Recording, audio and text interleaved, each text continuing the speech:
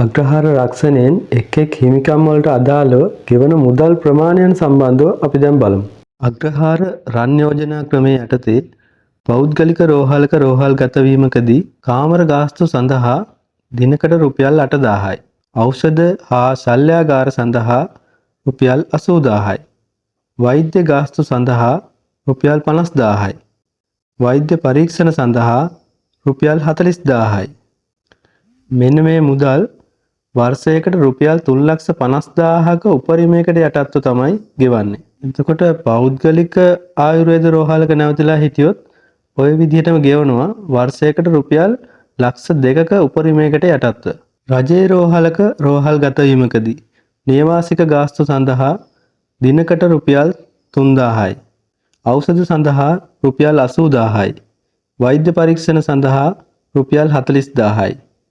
උපරිම දින 10ක් දක්වා තමයි මේ මුදල් ගෙවන්නේ. රජයේ ආයුර්වේද රෝහලක රෝහල්ගත වීමකදීත් ඉහත පරිදිම ගෙවීම් කරනවා උපරිම දින 10ක් සඳහා. දරුපතක් සඳහා රෝහල්ගත වුණා නම් මෙන්න මේ විදිහට තමයි ගෙවන්නේ. පුද්ගලික රෝහලක රෝහල්ගත වීමකදී නම් සිසේරියන් සැත්කමක් සඳහා රුපියල් 1,00,000ක මුදලක් ගෙවනවා.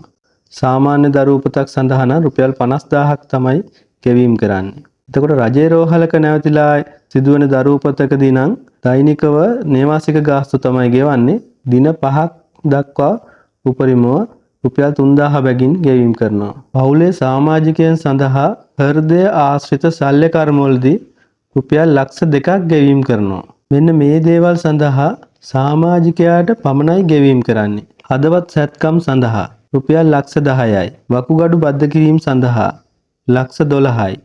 මොළයේ ශල්‍ය කර්ම සඳහා 12,00,000යි. පිළිකා රෝග සඳහා 6,00,000යි.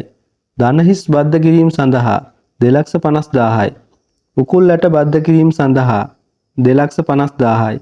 ශ්‍රවණ උපකරණ ලබා ගැනීමට රුපියල් 1,00,000යි. ඇස් කණ්ණාඩි ලබා ගැනීමට රුපියල් 5,000යි. ඒ වගේම සමාජිකයාගේ අභාවයකදී හදිසි අනතුරකින් සිදුවුණු මරණයක් නම් රුපියල් 1,20,000ක් ගෙවනවා. ස්වාභාවික මරණයක් නම් රුපියල් 7,00,000ක් ගෙවනවා. ඒ වගේම මේ අනතුරක් හින්දා සිදුවන පූර්ණ අකර්මණ්‍යතාවයකදී නම් 15,00,000ක මුදලක් ගෙවීම් කරනවා.